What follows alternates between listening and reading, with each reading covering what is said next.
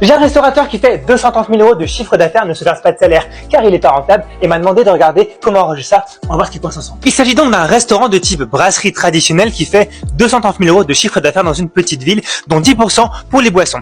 Déjà là, il doit y avoir un petit souci car il devrait être moins à 20 à 25% pour du service à table. Au niveau de l'analyse de ses coûts, on débute avec le coût matière où on a un coût global de 80 000 €, soit autour de 35%. Il a donc une marge brute un peu limite à 65%. La tendance s'approche actuellement plutôt des 70%, donc c'est vraiment quelque chose à travailler. Deuxième coup, les frais de staffing avec 90 000 €. On va compter un cuisinier et 2 personnes au service et au bar, soit autour de 39%, sachant que le restaurateur est quand même assez actif dans le resto, ça reste très élevé. Donc là, on voit que soit il y a une personne en trop, soit il n'y a pas assez de monde dans le restaurant. J'avais du mal à voir son taux de remplissage d'ailleurs. Troisième point, les frais du local et de l'énergie. Avec un loyer de 2 800 € par mois, soit 33 600 € à l'année, ça représente 14,5% de son chiffre d'affaires, ce qui est aussi assez élevé.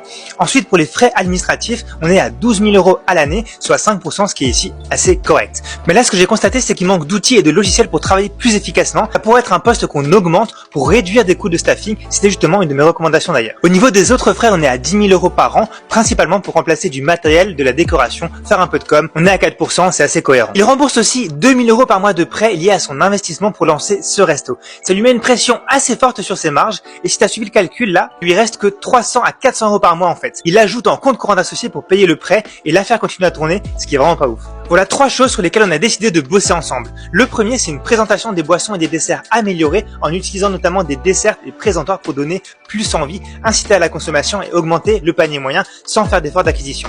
En parallèle, pour travailler sur l'acquisition, on a décidé de référencer le resto correctement sur une vingtaine de plateformes, notamment Google My Business. Avant, c'était très chaotique et pas optimisé du tout. Donc là, on a un vrai objectif de faire venir plus de monde. On a également renégocié avec la banque pour assouplir le remboursement du prêt et on a fait un travail sur les fournisseurs afin d'améliorer la qualité et les prix. Faut dire qu'il n'avait pas mis le nez dedans depuis pas mal de temps. Maintenant, il arrive à se dégager un SMIC et l'activité est en croissance, alors ça devrait continuer à s'améliorer. Dis-moi si ce format t'a plu en commentaire et si t'as des problèmes de rentabilité, on en parle en DM.